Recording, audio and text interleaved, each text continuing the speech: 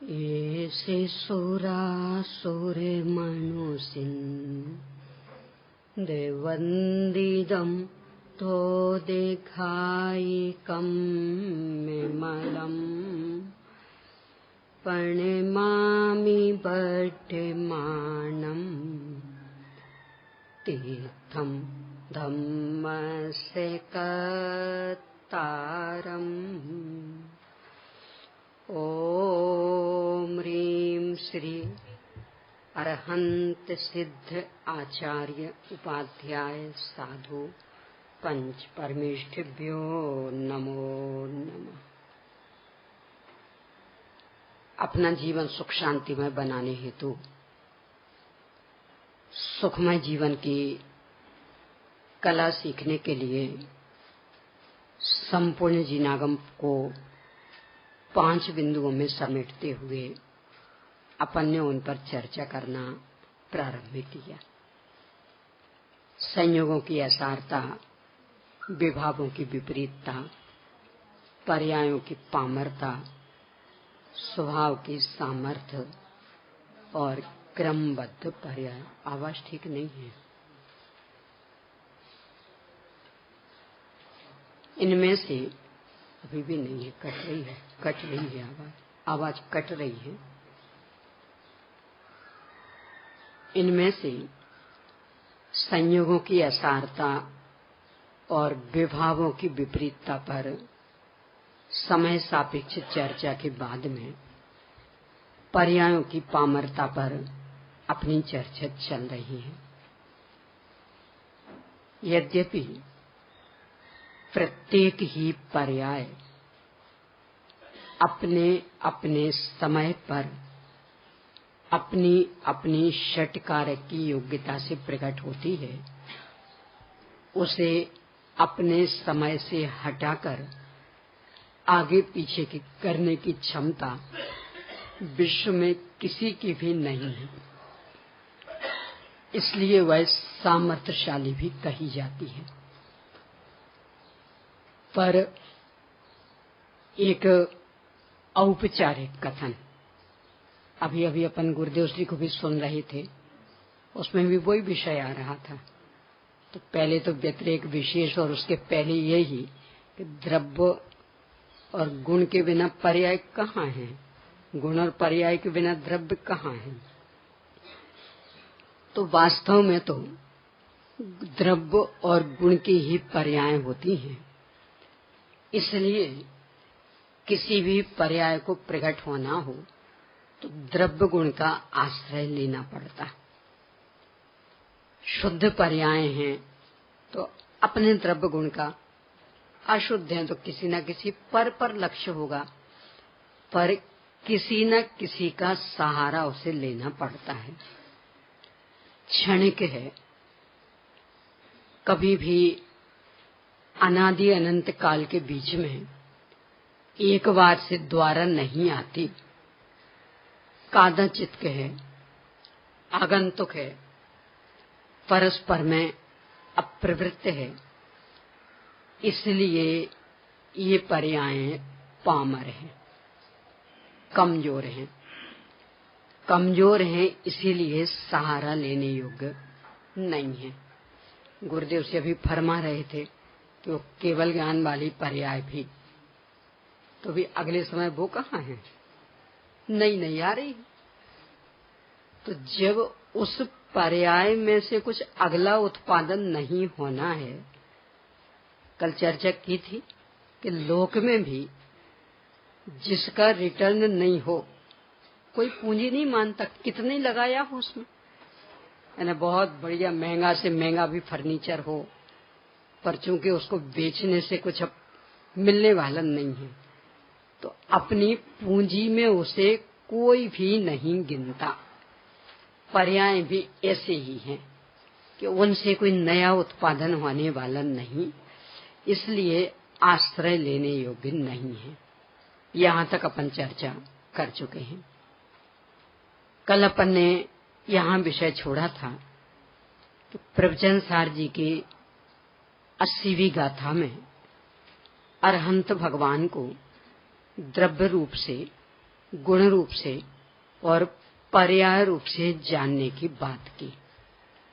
तो पर्याय की पर्याय रूपता क्या है, इसे स्पष्ट करते हुए टीकाकार आचार्य श्री अमृतचंद्र स्वामी ने 3 विशेषण दिए कि जो एक एक समय बरती है वो पर्याय कहलाती, जो परस्पर में अप्रवृत्त रहती है, यानी आगे पीछे की पर्यायों के साथ प्राग भाव प्रतिध्वंसा भाव चल रहा और समकालीन पर्यायों के साथ अथद भाव चल रहा, वो पर्याय कहलाती। यहाँ तक अपन चर्चा कर चुके। अब इसका ही तीसरा बिंदु कि जो चिद विवर्तन की ग्रंथियां हैं, तो जो ग्रंथियां होती हैं वे पर्याय कहलाती। राग पर्याय क्यों है कि वो चिद विवर्तन की ग्रंथि है। वीतरागता पर्याय क्यों है कि वो चिद विवर्तन की ग्रंथि है। आज इस पर अपने को चर्चा करनी है। इससे भी पर्याय की पामरता स्पष्ट होती, जिससे कि पर्याय मात्र से अपना उपयोग हट जाता। विवर्त्य न होता घुमाओ। वैसे तो विवर्त शब्द का मूल अर्थ होता लहर, लहर लहर तरंग लहर, और वैसे देखें तो विवर्तन है घुमाओ। क्योंकि लहरें भी जब तेज होती तो वे भी घूमने लगती हैं, और नहीं तो ऐसी ऐसी तो घूम ही रही हैं दोनों ओर से यूं यूं करके, और जब तेज बवंडर जैसा होता तो यूं यूं भी घूमने लगती, इसलिए उनको विवर्त कहते। पर्याय की पर्याय रूपता सिद्ध करते हुए लिख रहे कि ये चेतन की पर्याय चिद विवर्त की ग्रंथियां, अचेतन की अचित विवर्त की ग्रंथियां हैं। ग्रंथि शब्द का अर्थ होता गांठ, ग्रंथि यानी गांठें। यहाँ गांठ का 2 तरह से अपन अर्थ देख सकते हैं।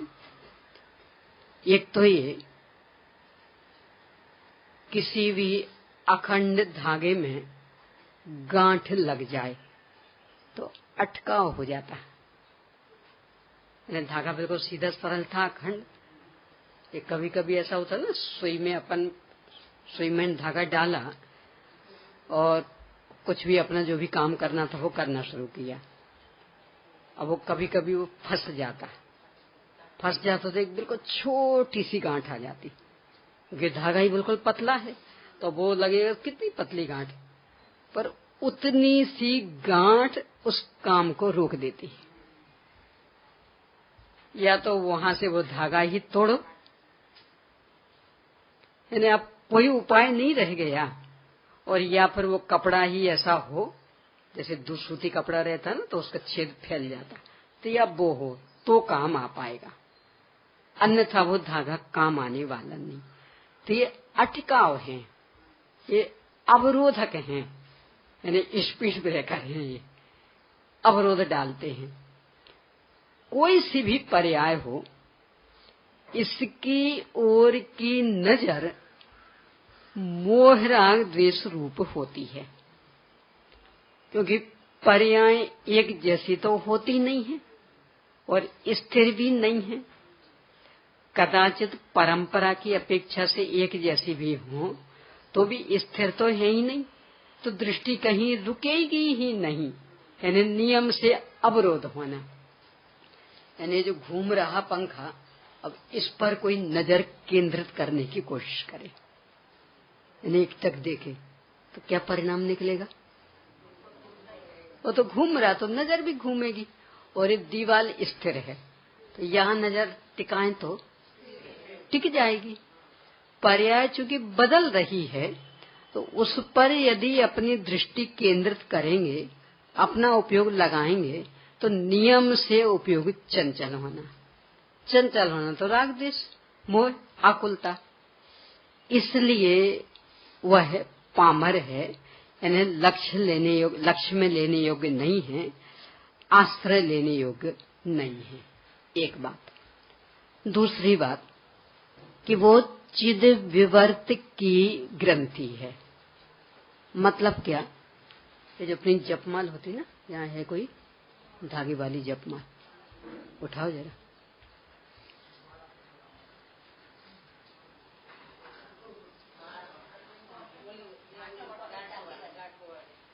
धागे वाली, प्योर धागे वाली। हाँ। कैसे बनाई जाती है पता होगा? यानी इसमें बीच में गांठ नहीं लग सकती, बिल्कुल अखंड धागा चाहिए। अब उसको ही कम से कम 3 लर का, लर मतलब पटी, यानी जैसे 1 ये 2 ये 3, तो 3 को हमने यानी 3 राउंड लेके इकट्ठा किया, तो इसको बोलेंगे 3 लर। तो 3 का, 5 का, 7 का, 9 का, 11 का, 13 का, 15 का, 17 का, 19 का, 21, अधिक से अधिक 21 तक, यानी 3 से शुरू होता और 21 तक। उसके पीछे भी एक विज्ञान है, पर अभी चर्चा नहीं करेंगे। तो ये उसके, तो अपन ने मान लो 3 लर का धागा लिया। अब वो 3 लर का अपने आप में इतना बड़ा होना चाहिए कि दूसरा कुछ जोड़ना ना पड़े। यदि जुड़ गया तो वो जपमाल के काम नहीं आएगा, वो और किसी काम में ले सकते। तो इतना बड़ा। अब इसके बाद में मोती बनाने उसमें, तो 108 मोती बनाने। तो कैसे बनाते कि वो जो अखंड धागा है, अब उसको ही यों यों ऐसा मोड़ के आगे निकाला, तो आगे निकाला तो एक मोती हो गई, एक गांठ हो गई। यहाँ कह रहे गांठ मूल में क्या है? उस चित्त का विवर्त घुमाओ, यानी वो जो अखंड धागा था ना, तो वो ऐसा ऐसा होके इस तरह से निकल आया, तो हमने कह दिया एक मोती। अब ऐसे ही फिर ऐसा ऐसा घूम के निकल गया, तो हमने कह दिया दूसरा मोती। तो ये जो एक एक मोती है, एक एक गांठ है, चूंकि ये चैतन्य का विवर्त है, यानी चैतन्य का ऐसा ऐसा मुड़ा हुआ रूप है, तो इसमें व्यापक क्या है? इसमें फैला हुआ क्या है? यानी वही जो एक अखंड धागा था, वही ऐसा ऐसा मुड़ के निकलता जा रहा है बार बार।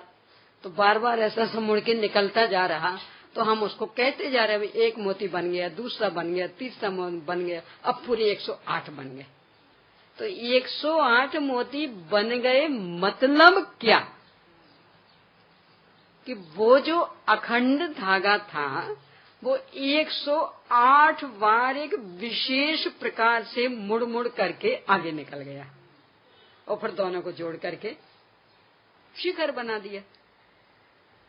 तो यहाँ कह रहे ये जो पर्याय है ना, ये चिद विवर्तन की ग्रंथियां हैं।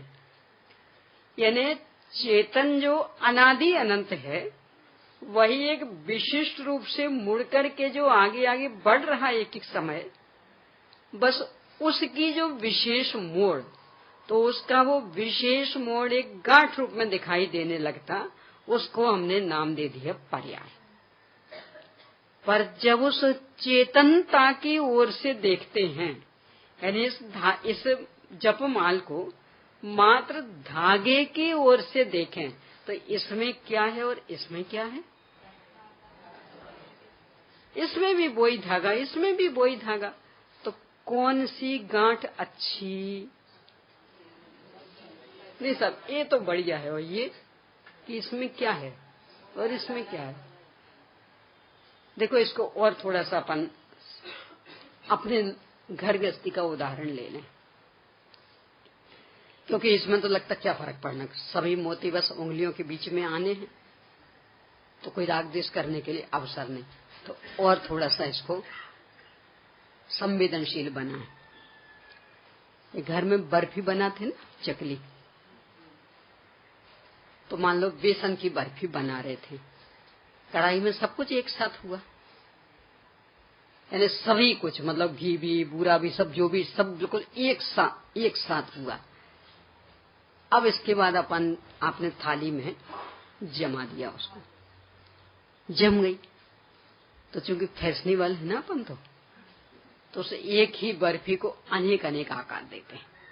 तो किसी को बिल्कुल चौकोर, समचौकोर, किसी को आयताकार, किसी को त्रिकोण, ऐसे अलग अलग आकार देके और फिर उन आकारों को निकाल के अपने डिब्बे में रख दिया। और वो थाली में कुछ ना कुछ तो चिपक ही जाता है और वो उठाने में भी कुछ ना कुछ टूट जाता है। तो उस सबको अपन ने इकट्ठा किया तो एक दो लड्डू बन गए। ज्यादा तो बनने नहीं थे, वो मात्र जो खुरचन जैसी बची थी उसके बनाए तो एक दो लड्डू बन गए। यद्यपि सब में एक ही माल मसाला बिल्कुल एक साथ ही तैयार हुआ, पर न जाने क्यों अपना मन ये कहता पहले ये खत्म होना चाहिए। यानी वो लड्डू, वो खुरचन वाले हैं ना, तो वो पहले खत्म हो। पता नहीं क्यों मन ही, यानी अपना मनोविज्ञान ही ऐसा कुछ काम करता है कि पहले हमेशा उसे खत्म करते। अब सोचना, आपका बेटा आया छोटा सा, बोला आज तो मम्मी बहुत सुगंध फैल रही, क्या बनाया है? तो बेटा बर्फी बनाई, हमें दो खाने। तो चूंकि अपना मन तो है कि वो पहले खत्म करते, तो अपन ने वो लड्डू दिया, उसको बहुत अच्छा लगा, खा लिया। बोला और दो, तो एक और था, एक और दे दिया, वो भी खा लिया, और दो। अब चूंकि वो लड्डू तो दो ही बने थे, तो अब यदि आप उसे बर्फी देते हैं, नहीं हम तो लड्डू खाएंगे, क्यों उसे ऐसा भाव आ रहा? कि उसे पता नहीं है कि सब में एक ही चीज है, तो उसको लगता नहीं लड्डू अलग चीज और बर्फी अलग चीज। तो उसे बर्फी देते हैं तो संतोष नहीं होता, हम तो वो लड्डू खाएंगे, लड्डू बहुत स्वादिष्ट। अब इसी को पलट दें। मान लो आप भोजन करने बैठे और घर में जो भी दूसरी महिला हैं, दूसरी बहनें, वो परोस रही हैं आपको। तो अभी वो लड्डू रखे हैं, अभी किसी ने खाए नहीं, तो उन्हें पूछा आपको क्या दे दें इनमें से? क्या कहोगे? जो तुम्हें देना हो। यदि बताइए ना, लड्डू दे दें कि वो चौकोर वाला पीस दें कि त्रिकोण वाला दें कि आयताकार दें, कौन सा दें? कि कह रही ना मैं जो तुम्हें देना हो। तो इतने बीतरागी क्यों बन गए आप? ये पता है ना कि सब में एक ही माल है, रत्ती पाई का भी अंतर नहीं है। इसके बल पर बीतरागी कि जो तुम्हें देना हो, जो हाथ में आ जाए वो दे दो। बच्चे को क्यों नहीं था ऐसा भाव? कि उसे पता नहीं था कि एक माल। यहाँ कह रहे पर्याय चिद विवर्त की ग्रंथियां हैं, तो जब वो उनको इस रूप में देखते हैं तो सब में क्या मिलेगा? क्रोध में क्या व्यापक, और सम्यक्त में, और सिद्ध दशा में। तो अब कौन सी दशा चाहिए? हमें यदि हर एक में चेतनता चेतनता चेतनता दिखती है, तो कोई सी भी दशा हो जाए, ना हमें हर्ष है ना हमें विषाद है। क्यों? क्योंकि हम उन दशाओं को देख ही नहीं रहे, हम तो उसमें जो व्यापक है उसे देख रहे। वो अपनी भजन स्तुति में बोलते ना, आज हमारो उपयोग पलट्यो, चैतन्य चैतन्य भास रयो रे, प्रभु थारा ही रंगे माँ रंगी गयो रे। तो कैसे पलट गया उपयोग? और अब चैतन्य चैतन्य चैतन्य कैसे भासने लगा? कि जब इन मोतियों पर दृष्टि जाती थी तब नहीं, ये मोती अलग तरह का, ये मोती अलग तरह का, और जहाँ ये किनकी विवर्त है, कौन मुड़ मुड़ करके आगे बढ़ा है, जब इस ओर दृष्टि जाती है तो लगता सब में एक अखंड धागा धागा धागा, धागे के अलावा कुछ नहीं है। ऐसे ही जब वो पर्यायों पर दृष्टि जाती थी तो कोई राग रूप दिखती थी, कोई सम्यक्त रूप दिखती थी, कोई कषाय रूप दिखती थी, और जब जो उसमें लहरा रहा है, जो उसमें व्यापक है, उस ओर नजर गई तो हर पर्याय पर्याय में क्या दिखने लगा। तो अब किस पर्याय को हटाने का प्रयास करें और किस पर्याय को लाने का प्रयास करें। कि नहीं सब, ये मोती तो बुरा तो इसको हटाओ और ये मोती अच्छा तो इसको यहां फिट कर दो, आएगा भाव। क्यों? ये भी वही अखंड धागा, ये भी वही अखंड धागा। ऐसे ही चेतन द्रव्य अनादि अनंत, तो अनादि अनंत काल उन्हें एक एक समयवर्ती पर्याय में बह रहा। तो कौन सी पर्याय बुरी और कौन सी अच्छी? देखो बड़ा विचित्र मार्ग है। अपन ये सब कर किस लिए रहे हैं? द्रव्य के लिए। वो तो अनादि अनंत है ही, वो तो एक सा कि पर्याय अच्छी से अच्छी व्यक्त हो जाएं, इसके लिए। यानी अब ये मोहराग देश की पर्याय चल रही ना, तो ये नहीं रहे, सम्यक रत्नत्र की पर्याय प्रकट हो जाए, सिद्ध दशारूप पर्याय प्रकट हो जाए, इसके लिए। और प्रकट कब होती? जब उनकी ओर लक्ष्य ही ना रहे, उनका आकर्षण ही ना रहे, तब। अरे सिद्ध दशा कब प्रकटेगी? कि जब सिद्ध दशा की ओर से पूर्ण उपेक्षा भाव हो जाए। क्या करना हमें सिद्ध दशा का? जिसमें से सिद्ध दशा आएगी, सिद्ध दशा जिसका विवर्त है, वो तो मैं अभी हूं ना। तो अभी संसार दशा में भी वही विद्यमान है और सिद्ध दशा में भी वही विद्यमान रहेगा। तो इसके बल पर सिद्ध दशा का भी आकर्षण टूटेगा, तब कहीं जाकर सिद्ध दशा प्रकट होगी। जब सम्यक तो प्रकट करना, कब प्रकट होगा? कि जब उस सम्यक तो पर्याय का भी आकर्षण टूटे। सम्यक अपन ऐसा लें, जो बोले द्रव्य दृष्टि सु सम्यक दृष्टि। अब द्रव्य के स्थान पर अपन सम्यक को रख लें, तो सम्यक दृष्टि सो सम्यक दृष्टि की मिथ्या दृष्टि। सम्यक तो दृष्टि परिणाम मिथ्या दृष्टि और द्रव्य दृष्टि सम्यक दृष्टि। कैसा अजब गजब का खेल। यानी जो चाहिए यदि उसकी दृष्टि रखी तो नियम से नहीं मिलेगी वो। यानी सिद्ध दृष्टि मिथ्या दृष्टि और द्रव्य दृष्टि सम्यक दृष्टि। मुनि दशा दृष्टि मिथ्या दृष्टि और द्रव्य दृष्टि। सब ये कोई न्याय है? लोक का भी न्याय यही है, जो चलता है, परिवर्तनशील है, उसके बल पर कभी कोई चल नहीं सकता और चलने का प्रयास करेगा तो मरेगा। देखो अभी सब गाड़ी से आए ना, यहां चल क्या रहे थे? पहिए। क्या चल रहे थे? पहिए। तो यदि हम पहियों को देखते कि भाई पहिए आगे बढ़ेंगे तब हम आगे बढ़ेंगे, तो वो कैसे घूम रहे, क्या होता? और जो बिल्कुल नहीं चलती, वहां नजर एकाग्र की तो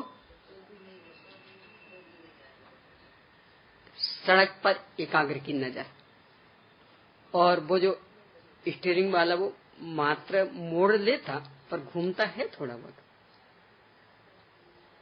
मूल में तो वो स्थिर, बस वहां दिशा बदल जाती। तो दिशा उस गोल की बदल रही कि वो जो नीचे डंडा लगा उसकी, यानी वो तो पूरा फिक्स है और डंडे से वो पूरा गोल पूरा जुड़ा हुआ, तो उस नीचे की दिशा बदलती, वो भी अपने को लगता ही बदल गया। उसको संभाला, उस पर अपना पूरा कंट्रोल, और नीचे सामने सड़क, वो भी बिल्कुल स्थिर। और इन दोनों का संतुलन बनाया तो आराम से गाड़ी दौड़ती जाती।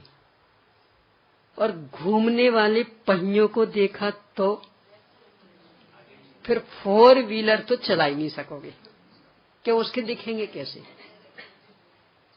कदाचित 2 व्हीलर चला लोगे, तो उसमें भी यदि पहिए देखे तो क्या होगा? 4 व्हीलर के तो पहिए दिखने वाले ही नहीं, तो फिर तो चल ही नहीं पाओगे। और यदि 2 व्हीलर के देखने गए तो क्या होगा बोलो? अरे एक साधारण सी साइकिल नहीं चल पाएगी, बाकी गाड़ियां तो दूर।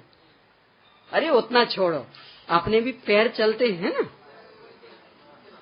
वो 2 व्हीलर 4 व्हीलर छोड़ दें, तो यदि पैरों को देखने गए तो क्या होगा बोलो? सब चलते तो पैर है, चलते तो पैर, तो हम तो उन्हें देखें तो रास्ता बढ़ेगा आगे।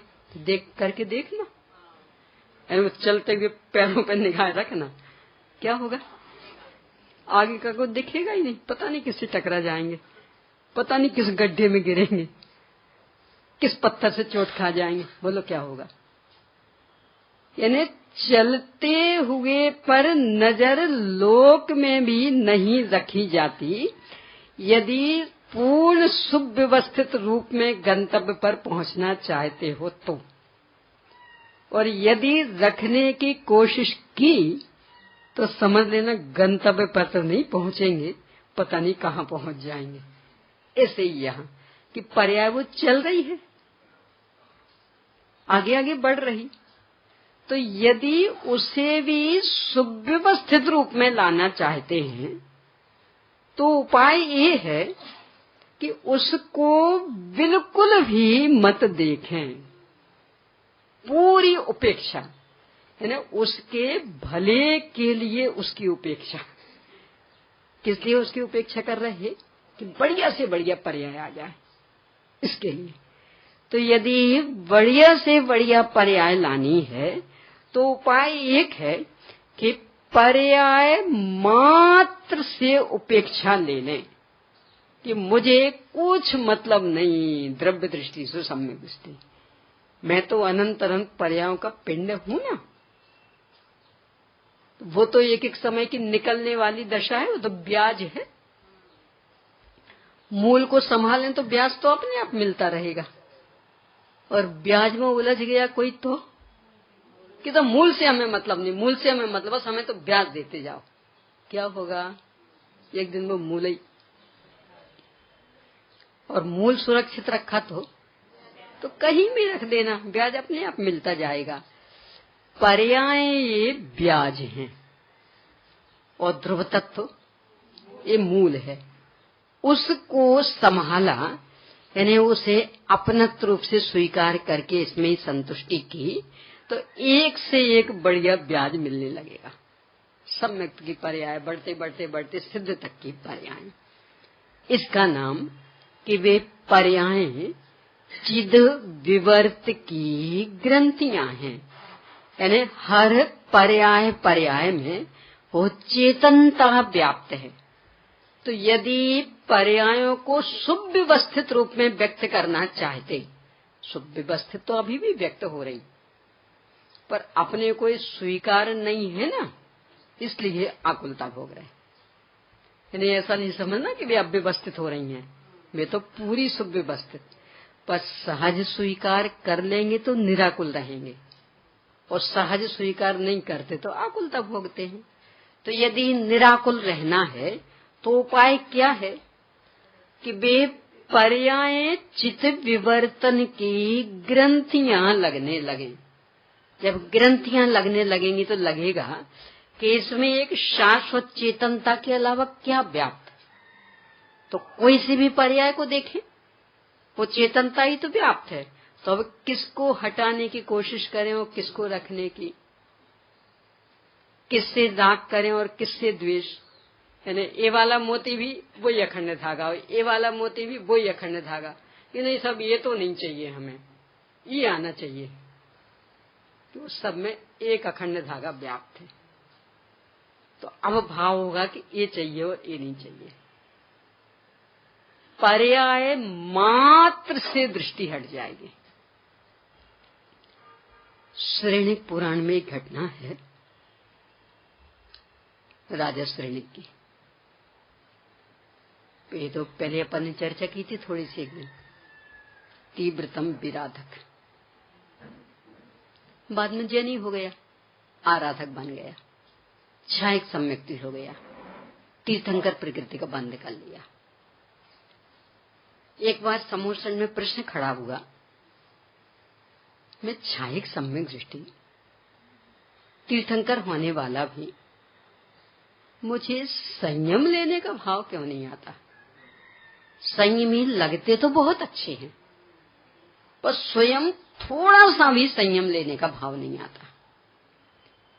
तो भगवान की दिव्य ध्वनि में उत्तर आ गया, जिसे नरक आयु का बंध हो जाता उसे संयम लेने का भाव नहीं आता। ये 3 आयु ऐसी हैं, मनुष्य आयु, देवायु, त्रिहंस आयु और नरकायु। इन 3 में से किसी भी आयु का बंध हो जाए तो न देश संयम न सकल संयम, कोई सा भी संयम लेने का भाव नहीं आएगा। या तो आयु का बंध ही नहीं हुआ हो, और यहाँ पर बंद हुआ हो तो देवायु का, तो ही संयम लेने का भाव आएगा। यानी बंद नहीं हुआ हो तो चल जाएगा, बाद में संयम छूट जाए पर कोई भी बंध जाए वो चल जाएगा। पर यदि बंद हुआ तो अकेले देवायु का बंद हुआ हो तो ही संयम लेने भाव आएगा, अन्यथा नहीं। तो इस सैनिक ने सुना कि मुझे नरकायु का बंध हो गया है, इसलिए संयम लेने का भाव नहीं आ रहा। साथ में चेलना थी, उन्हें बहुत बुरा लगा।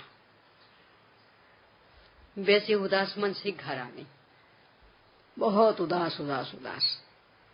सैनिक ने पूछा, क्यों आज खेद खिन्ने क्यों हो?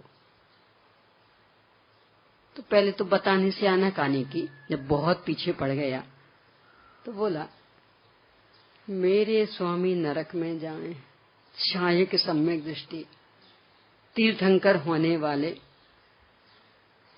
इतना बढ़िया उत्तर दिया सैनिक ने। तुम्हें मेरा नरक में जाना अच्छा नहीं लग रहा ना? कि नहीं, बिल्कुल अच्छा नहीं लग रहा। तो पता, इसका मतलब तुम्हें मेरा तीर्थंकर होना अच्छा नहीं लग रहा, तुम्हें मेरा सिद्ध होना अच्छा नहीं लग रहा। कि नहीं, ये आपने कहां से अर्थ निकाला? कि मेरी जो गाड़ी है ना, उसका रूट पता कैसा है? अभी मैं यहां हूं, तो यहां से ऐसा और फिर ऐसा और फिर ऐसा। अपनी रेल पटरी बिछी रहती ना, तो रेल पटरी के हिसाब से तो गाड़ी घूमेगी ना। अब कोई एक स्टेशन ऐसा हो कि जो आपको बिल्कुल पसंद नहीं, मान लो आपको गंदगी रहती हो, उल्टे सीधे लोग भी उल्टे सीधे काम बिल्कुल सामने ही करते रहते हो, बिल्कुल पसंद नहीं, पर वो रेल पटरी तो वैसे ही डली है। अब आप कहें वो प्लेटफार्म तो नहीं आना चाहिए, तो क्या होगा? एक ही निकलेगा कि आप जाओ ही मत, यानी जहां खड़े हो वहीं खड़े रहो, क्योंकि रेल पटरी तो वो ऐसी ही डली है और आपके लिए अलग से तो रेल पटरी डलने वाली नहीं। तो रेल जाएगी तो वो तो ऐसी ही जाएगी, तो वो भी स्थान आएगा। अब आप कह रहे नहीं वो तो नहीं आना चाहिए, तो इसका मतलब आगे के क्यों? वो तो ऐसी गाड़ी है ना, तो ये नहीं आना चाहिए, मतलब आगे के नहीं आएंगे। तो यदि तुम्हें मेरी नरक पर्याय पसंद नहीं आ रही, तो इसका मतलब मेरी तीर्थंकर पर्याय पसंद नहीं है, मेरी सिद्ध पर्याय पसंद नहीं। कि नहीं, ऐसा कैसे? तो ऐसा इसलिए कि गाड़ी तो ऐसी ही जानी है ना, यानी अभी इस स्टेशन पर खड़े हैं, अब वो ऐसा रूट है, तो यहां जाकर के फिर ऐसी मुड़ करके ऊपर उठेगी। तब कहीं चेलना को ख्याल में आया कि मुझे ये इनकी नरक पर्याय बुरी लग रही, इसका मतलब कितना भयंकर। यानी मुझे तीर्थंकर पर्याय भी इनकी स्वीकार नहीं, सिद्ध पर्याय भी स्वीकार नहीं। तो बोले ठीक है, जो होना स्वीकार। अब अपन देख लें अपने, नहीं सब ये पर्याय तो नहीं होना चाहिए, कि नहीं होना चाहिए ना। वो अनादि अनंत कालीन द्रव्य अनादि से एक एक समय करके आगे आगे बढ़ रहा है, तो एक एक समय करके आगे बढ़ना है, उस एक समय में बीच में ये पर्याय भी है कि नहीं, सब गुस्सा वाली पर्याय तो नहीं आना चाहिए, कि वो उसी लिंक में बीच में है। और इसके बाद वो मान रूप पर्याय है, और इसके बाद वो शोक रूप पर्याय है, और इसके बाद वो भगवान की भक्ति रूप पर्याय, और इसके बाद वो सम्यक रूप पर्याय। कि नहीं, वो सम्यक रूप तो आनी चाहिए, ये नहीं आनी चाहिए। क्या होगा? यानी यदि किसी की भी चाह की और किसी को भी हटाने का प्रयास किया तो इसका मतलब अपनी मति अव्यवस्थित। वो तो ना चाहे वाली आने वाली है असमय में, और ना जिसे हम चाह नहीं रहे वो असमय में मिटने वाली। हमें ही आकुलता भोगनी पड़ेगी। और यदि उन्हें चिद विवर्त की ग्रंथियां देख लिया तो किसकी चाह करें और किसे हटाने का प्रयास करें? जिसकी चाह करेंगे उसमें व्यापक अभी हमारे पास क्या, हम ही। और जिसको हटाने का प्रयास करेंगे उसमें व्यापक भी अभी हम ही। तो स्वयं को हटाना है। जैसे राग को हटाने का मतलब तो स्वयं की सत्ता का नाश करना है। इस तरह से हर चिद विवर्त की ग्रंथि में एक चेतन चेतन चेतन दिखने लगता तो परिणाम ये निकलता कि पर्याय मात्र के प्रति उपेक्षा भाव। क्यों? हर पर्याय पर्याय में चेतनता व्याप्त। अब हमें तो हर पर्याय पर्याय में चेतनता दिख रही। तो किसके लिए, किस पर आकर्षित और किस से द्वेष? इसीलिए तो लिखा ना समय साजी के कलश में, ना मोक्षोपि मुमुक्षुताम। क्या कह रही है? मोक्ष की इच्छा रखने वालों को मोक्ष नहीं मिलेगा तो किन्हें मिलेगा? कि तुम्हें मोक्ष की इच्छा क्यों है? नहीं, मोक्ष पर्याय बहुत अच्छी है ना। तो मोक्ष पर्याय वो है क्या? चिद विवर्तन की ग्रंथि। तो चिद विवर्तन की ग्रंथि में जो चेतनता व्याप्त है उसके आश्रय से आगे आगे बढ़ते बढ़ते मोक्ष पर्याय होगी कि उस मोक्ष की इच्छा से मोक्ष पर्याय होगी। तो मोक्ष की इच्छा कौन सा भाव? मिथ्यात्व। कदाचित कमजोरी वाला हो तो अध्यवसान कह दे, पर है तो वो भी मिथ्या ही ना। यानी राग। संसार पर्याय के विनाश का परिणाम कौन सा भाव? द्वेष। वीतरागता तो दोनों नहीं। तो चाहे स्वयं राग, चाहे स्वयं आकुलता, और उस आकुलता से हम निराकुल होना चाह रहे, यानी मोक्ष की इच्छा करके मुक्त होना चाह रहे, सम्यक्त की इच्छा करके सम्यक्त होना करना चाह रही। यानी जो स्वयं सम्यक्त आदि जैसी अनंत अनंत शुद्ध पर्यायों को पी करके बैठा है उसे तो अपनत्व रूप से स्वीकार नहीं कर रहे, और वो देख रहे सब वो सम्यक्त। क्या होगा? सम्यक्त होगा कि मिथ्यात्व होगा?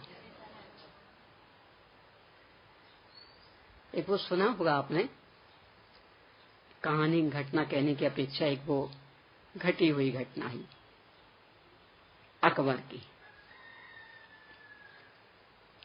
नाई को बुलाया हजामत के लिए, तो जल्दबाजी में था तो पहले से तो कुछ भाव ताव किया नहीं, क्या लोगे। अब नाई भी कि जब राजा साहब की करने जा रहे तो क्या हम कहें कि इतने लेंगे, तो उसने आके अपना काम शुरू कर दिया। बाद में राजा को ख्याल में आया कि हमने कुछ कहा तो है नहीं, कितने लोगे? तो पूछा बीच में, क्या लोगे हजामत का? दे देना कुछ भी। वहां पर राजा साहब से हम क्या कहेंगे, क्या लोगे दोगे? दे देना कुछ भी। कि ठीक है, दे देंगे कुछ भी। अब पूरी हजामत हो गई। अब देना था कुछ भी, तो अकबर ने एक सिक्का निकाल के दिया। नहीं साहब, आपने कहा था कुछ देंगे, तो हमें तो कुछ दीजिए। 2 सिक्का, नहीं साहब, होते होते 10 सिक्के तक पहुंच गए, हम तो कुछ देंगे। अब बड़ी समस्या, क्या दें बोलिए, क्या दें? बड़ी समस्या। सुबह का समय, दोनों परेशान। अब उनके अंदर सर्व समाधान कारक बीरबल आ गए। बीरबल पूछे क्या बात, सब सुबह सुबह परेशान कि सब ऐसा ऐसा हो गया, पहले से मैंने इससे कुछ पूछा नहीं, इसने भी नहीं बताया, अब वो समस्या अटक रही कि कुछ चाहिए।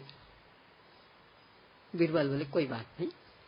नाई से कहा देखो सुबह का समय, परेशान हो रहे हो, कुछ अच्छा गरम गरम दूध पियो, फिर अपन निर्णय करते हैं, देंगे कुछ। ठीक। नौकर से कहा जाओ दूध ले आओ, और धीरे से उसे कह दिया उसमें कुछ डाल देना, कुछ भी कोयले वगैरह का तो कुछ भी डाल देना। ठीक। अब वो सामने बढ़िया दूध आया कि ये पियो, फिर समस्या का समाधान करते हैं। तो जैसे ही उसने वो गिलास हाथ में लिया, सब इसमें तो कुछ पड़ा है, तो बस तुझे कुछ ही चाहिए था ना, तो कुछ कुछ ले ले और दूध पियो और जा। इन्हें कहा तो 10 सिक्के तक मिल रहे थे, और उस कुछ के चक्कर में अपनी भी हालत ये हो गई। पर्याय का आकर्षण नहीं, सब सम्यक तो चाहिए, सम्यक तो चाहिए। कि हाँ शाश्वत तत्व वो तो ठीक है, मैं अनादि अनंत चेतन तत्व वो तो ठीक, पर सम्यक से तो आना चाहिए ना।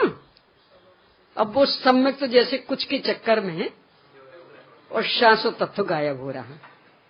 ये भी भूल रहे कि सम्यक तो नाम किसका, किसे कहते सम्यक? अपने को शाश्वत ज्ञानानंद स्वामी भगवान आत्मा मानने को सम्यक तो कहते। इसके अलावा सम्यक तो और क्या चीज, क्या है? तो मान लो कि नहीं, मान तो दिया हमने, पर वो सम्यक था। कह रहे इसके अलावा और सम्यक तो है क्या, वो कुछ जैसा चक्कर नहीं हो रहा।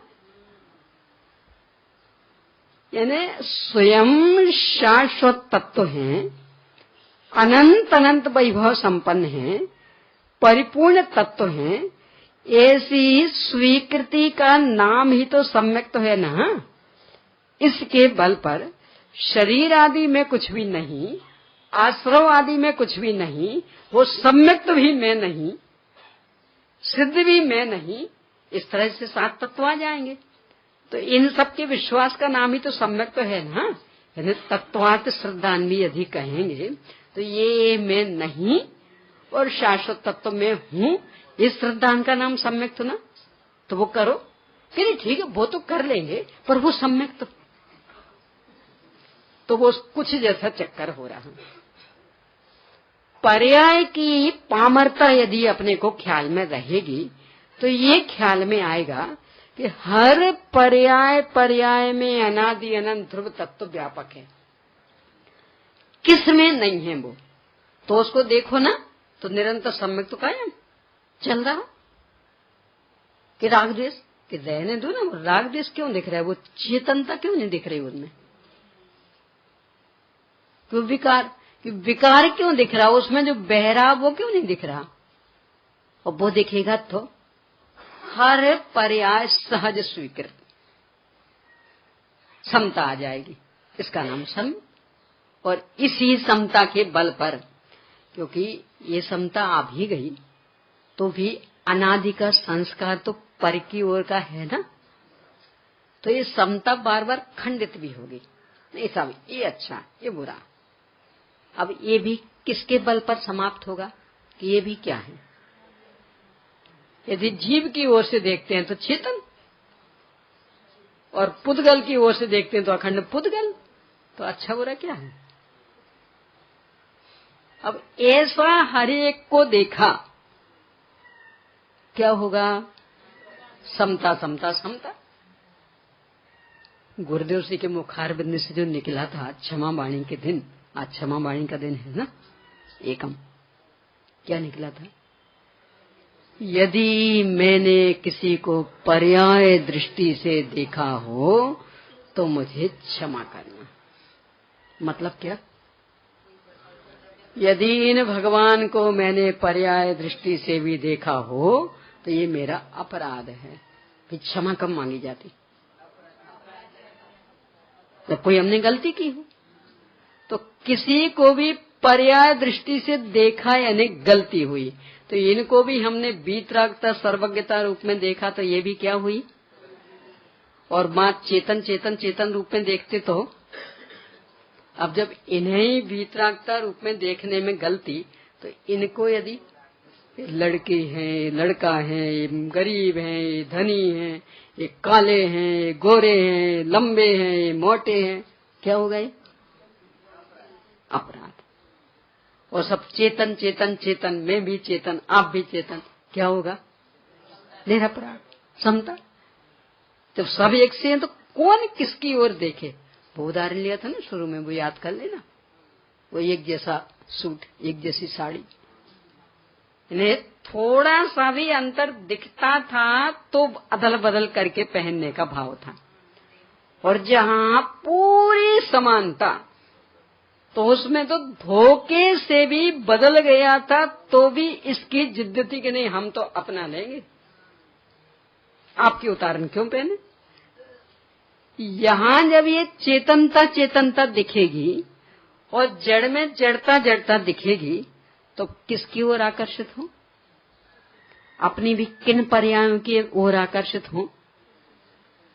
तो समता समता समता, वितरागता व्यक्त हो जाएगी। तो ये अपने को पर्याय की पामरता दिखे कि ये तो चिद विवर्तन की ग्रंथियां हैं, यानी इन सब में ये व्यापक नहीं है, एक चेतनता चेतनता व्यापक। तो जो व्यापक है उसे देखें कि जो क्षण क्षण में बदल रही उसे देखें, यानी ये जो मोड़ एक एक क्षण क्षण में बदल रहा इसे देखें, कि जो सब में पूरा अखंड चल रहा उसे देखें। और जहां सब में पूरा जो अखंड चल रहा उसे देखा तो ये सारा भेदभाव समाप्त, ये अच्छा कि ये बुरा, ये सब भाव खत्म। तो चूंकि ये चिद विवर्त की ग्रंथियां हैं, इसलिए सहारा लेने योग्य नहीं है, यानी मूल में इनका अपना कोई स्वतंत्र अस्तित्व जैसा ही नहीं है। यानी इसको, ये जो ऐसा ऐसा घूम गया और फिर यहां से निकल गया, तो ऐसा ऐसा घूम करके निकला, इसके अतिरिक्त इस मोती का अस्तित्व क्या है? यानी वो जो ऐसा अखंड धागा था ना, तो ऐसा ऐसा घूम के और यहां से निकल गया, तो वो एक मोती का आकार हो गया। तो उस घुमाव के अतिरिक्त उस मोती का अस्तित्व क्या है? कुछ नहीं। अब हम इसमें मुग्ध हों, तो जिसका कोई अस्तित्व नहीं है शाश्वत, यानी ये तो एक घुमाव था, उसमें मुग्ध हुए तो क्या मिलेगा? यानी असत में मुग्ध होना। तो जिसका वो घुमाव है, जो हमेशा विद्यमान है, उसमें मुग्ध हुए तो ये सारे घुमाव भी मिल जाएंगे और कहीं भी राग द्वेष नहीं होगा, कहीं भी असत कल्पनाओं के लिए अवसर नहीं रहेगा। तो ये स्वीकृति होना, इसका नाम पर्याय की पामरता। यानी पर्याय आश्रय करने योग्य क्यों नहीं? क्योंकि यदि वस्तु की दृष्टि से देखते हैं तो जैसी द्रव्य की सत्ता पृथक है, जैसे गुण की सत्ता पृथक है, अलग से पर्याय का वैसा कुछ अस्तित्व ही नहीं। उत्पाद वैरूप, तो किसका उत्पाद? लहर की उपमा दी ना पर्यायों को, तो पानी की अतिरिक्त लहर क्या चीज है?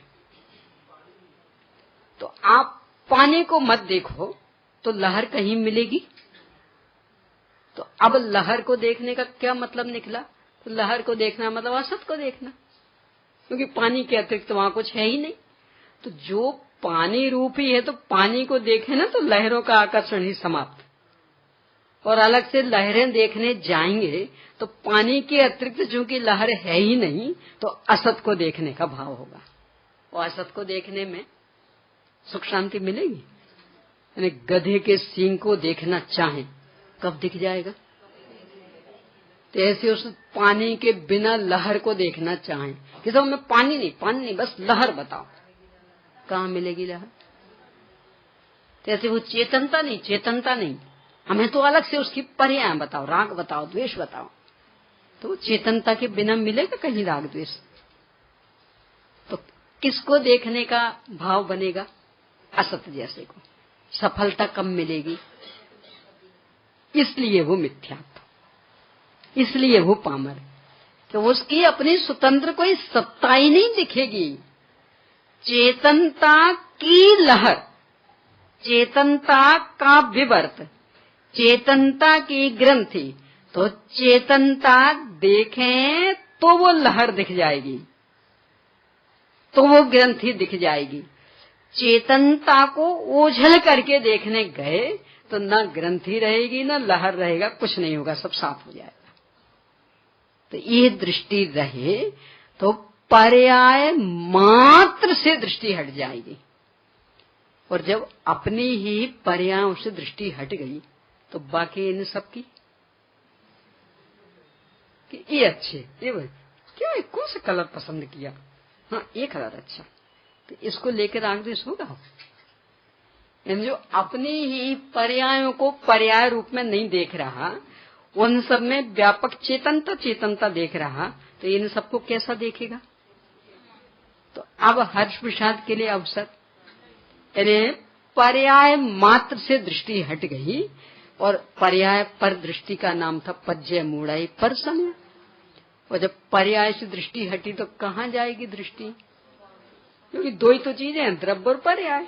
द्रव्य में गुणबोध गर्भित हो जाते, क्योंकि दो ही मूल चीजें, ध्रुव और उत्पाद्य। पर्याय उत्पाद्य रूप, बाकी सब ध्रुव रूप। तो उत्पाद्य से दृष्टि हटी तो ध्रुव पे गए। ध्रुव में सब कुछ विद्यमान, द्रव्य दृष्टि सुसम्यक दृष्टि। द्रव्य दृष्टि जिनेश्वर अपने हाथ में है, यानी चीजें तो दोनों हैं। वो लहर भी है और उस लहर में जो लहरा रहा है वो भी है। अब अपने को रोना है कि खुश होना, ये अपने ऊपर निर्भर। उस लहर को देखते रहें तो रोने के अलावा कुछ मिलने वाला नहीं। और उसमें जो लहरा रहा है उसे देखा तो कैसी भी लहरें आए, सब में एक लहराता हुआ जल जल जल जल अक्षय अथाह, तो खुश खुश खुश खुश प्रसन्नता। ये है पर्याय की पामरता कि चूंकि इस चिद विवर्त के अलावा उसकी कोई सत्ता ही नहीं, यानी इसके अतिरिक्त कहीं पर्याय खोजने जाएंगे तो मिलने वाली नहीं है, तो उसका क्या अवलंबन लें? इसलिए उसकी ओर की दृष्टि हट गई। यानी संपूर्ण पर्याय की ओर की दृष्टि, कोई भी पर्याय न चाहिए है न हमें हटाना है, न लाना है न हटाना है। हम तो हर पर्याय में चेतनता देखेंगे। अब वो लहर कैसी भी हो जाए, छोटी हो जाए तो छोटी हो, बड़ी हो तो बड़ी, हमारे लिए तो सब लहर लहर लहर, ये स्वीकार हो जाना यानी पर्याय की पामरता का निर्णय हो गया। इसको लेकर के कल एक प्रश्न आया था कि सब हो कारण शुद्ध पर्याय। थोड़ी सी चर्चा इस पर कर लें, क्योंकि अब अगला बिंदु अपना शुरू होगा स्वभाव की सामर्थ्य। तो अभी जो 5 मिनट का समय तो इस पर चर्चा करते हैं। वास्तव में वो कारण शुद्ध पर्याय पर्याय नहीं है, उसका तो कोरा नाम पर्याय है, वो उत्पाद व्यय रूप नहीं है। कारण शुद्ध पर्याय उत्पाद व्यय रूप नहीं है। वहां तो पर्याय शब्द का अर्थ है भेद। नियमसार जी की 14वीं गाथा और 15वीं गाथा इसकी टीका के आधार से निकाला है। तो उसमें दी उसकी परिभाषा परिसमन्तात् भेदम एति गच्छति इति पर्यायः। कारण शुद्ध पर्याय, पर्याय शब्द है ना, तो आप पर्याय शब्द का अर्थ क्या कि पर्याय का संधि विच्छेद करेंगे तो परि आय, तो वे इसका विश्लेषण करते हैं। परि समन्तात् भेदम एति गच्छति इति पर्याय। आय गतौ धातु है, यानी गमन अर्थ में, गमनार्थक, और परि उपसर्ग है ये समन्तात अर्थ में, तो परि यानी समन्तात मतलब सब ओर से, भेदम भेद को, और आय गतौ धातु, तो जो एति गच्छति यानी सब ओर से भेद को प्राप्त हो उसे पर्याय कहते हैं। और कारण शुद्ध कि वह भेद जो कि शुद्धता का कारण बनता, तो वस्तु का वह भेद कि जो शुद्धता का कारण बनता है उसका नाम है कारण शुद्ध पर्याय। तो वो तो ध्रुव तत्व में अभेद अखंड विद्यमान, वो भेद तो मात्र समझाने के लिए किया। ये बोलते हैं वैज्ञानिक लोग कि जो समुद्र में पूर्णिमासी को इतनी बड़ी बड़ी लहरें उठती ना, मतलब ज्वार आती बहुत बड़े बड़े, और जिसके बल पर कितने बड़े बड़े जहाज कितने किलोमीटर तक की यात्रा बिना ईंधन के कर लेते, यानी ज्वार इस तरफ जाना तो इस तरफ अपने आप बढ़ जाएंगे। तो उसमें जमीन की, समुद्र की जो मूल सतह है वहां से नहीं उठती लहरें, यानी कुछ मीटर अंदर जाकर के एक सपाटी, उसके आधार से भी लहरें उठती हैं, और उसके नीचे जाके देखें तो पूर्णिमासी के दिन का बहुत बड़ा ज्वार, उस समय भी नीचे समुद्र पूरा निस्तब्ध, यानी बिल्कुल बर्फ की सिल्ली जैसा निस्तब्ध, कोई तरंग नहीं उसमें, और ऊपर जो वो बीच की सपाटी उसमें से वो तरंग है, ज्वार भाट आदि सब उसमें चल रहा। ऐसी ही कल्पना वस्तु में की कि वस्तु का एक अंश कि बिल्कुल निस्तब्ध पड़ा है, और इसके बाद एक सपाटी जैसी स्थिति कि जिसमें से फिर औपशमेक, छाय उपशमेक, औदिक भाव खड़े हो रहे, तो वो जो सपाटी जैसी स्थिति उसका नाम कारण शुद्ध पर्याय। तो वो स्वयं तो सपाट है, स्वयं तो ध्रुव है, पर शुद्धता को प्रकट करने का कारण है, इसलिए कारण शुद्ध, और वो मूल जो ध्रुव उससे भेद करके अलग से बताया उसे, इसलिए वो पर्याय। तो कारण शुद्ध पर्याय बताने के पीछे कारण क्या, इस संदर्भ में भी बहुत बड़ा मनोविज्ञान।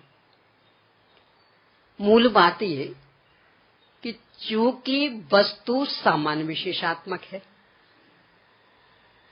वस्तु सामान्य विशेषात्मक, यानी एक तो वह अंश की जो हमेशा एक जैसा रहे, और एक उसमें कुछ विशेषता लाने वाला।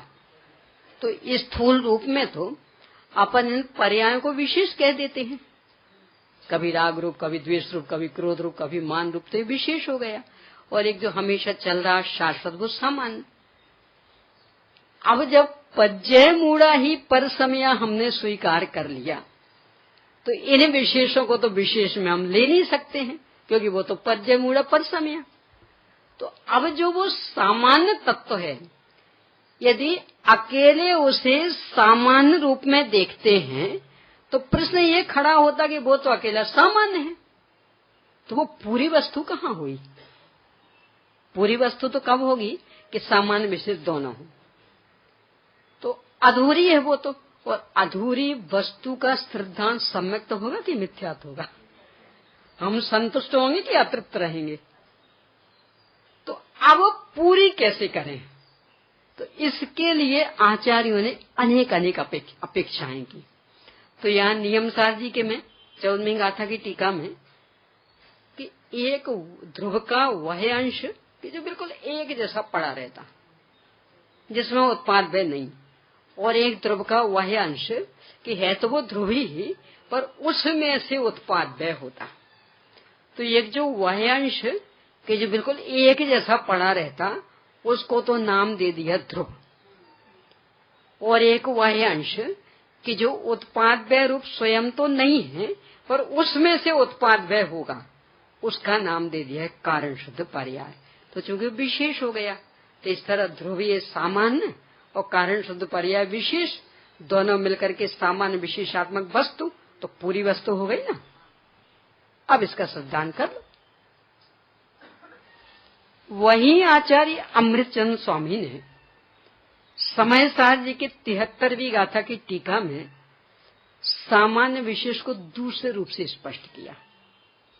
यानी सामान्य विशेषात्मक वस्तु चाहिए, इसमें तो सब एक मत है। अधूरी वस्तु तो नहीं आएगी काम, पूरी होनी चाहिए, और पूरे में सामान्य विशेष चाहिए।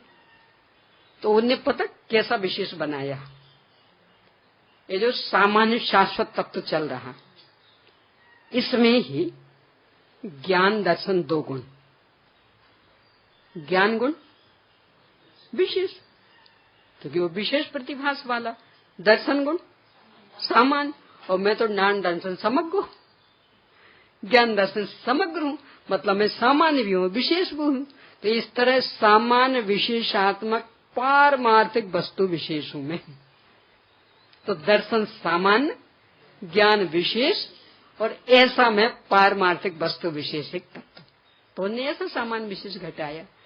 यानी कारण शुद्ध पर्याय वो पर्याय नहीं है, ये तो वस्तु को सामान्य विशेष सिद्ध करने के लिए, यानी उपयोग में ये बात नहीं रहे कि यदि हम संपूर्ण पर्यायों को गौण कर देंगे, उनकी उपेक्षा कर देंगे, तो फिर अकेला ध्रुव तत्व तो ये अधूरा रहा ना। तो अधूरे का श्रद्धांश सम्यक तो कैसे होगा, और अधूरे में हमें तृप्ति कैसे मिलेगी। तो ये जो हमें शंका खड़ी हुई, इसके समाधान रूप में वो सामान्य विशेष सिद्ध करके, अब तो पूरा हुआ ना, सामान्य विशेषात्मक वस्तु होती है, तो ये एक ध्रुव सामान्य और वह ध्रुव कि जिसमें से उत्पाद्य होगा वो उसका विशेष, तो सामान्य विशेष मिलके पूरी वस्तु। और यहाँ दर्शन सामान्य और ज्ञान विशेष, तो सामान्य विशेष मिलके पूरी वस्तु। तो अब तो पूरी वस्तु हो गई ना। अब इसको अपनत्व रूप से स्वीकार करो, तो पूरी वस्तु की स्वीकृति का लाभ मिल जाएगा, पर्याय में सम्यक तो हो जाएगा। तो ये यहाँ अपेक्षा, तो ये भी अपने उपयोग में स्पष्ट रखिएगा। इस तरह से अभी अपन ने पर्याय की पामरता की चर्चा की। अब अगला बिंदु अपना स्वभाव की सामर्थ्य पर। चलिए प्रश्न लिख लीजिए। पर्याय चिद विवर्तन की ग्रंथियां हैं, इसका भाव बताते हुए इससे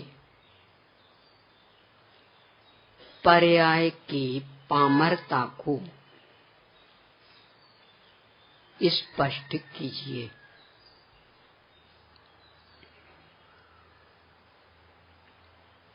अगला, पर्यायों की इतनी अधिक उपेक्षा क्यों करनी है। अगला, कारण शुद्ध पर्याय का भाव बताते हुए उसे अलग से बताने का कारण बताइए। बस।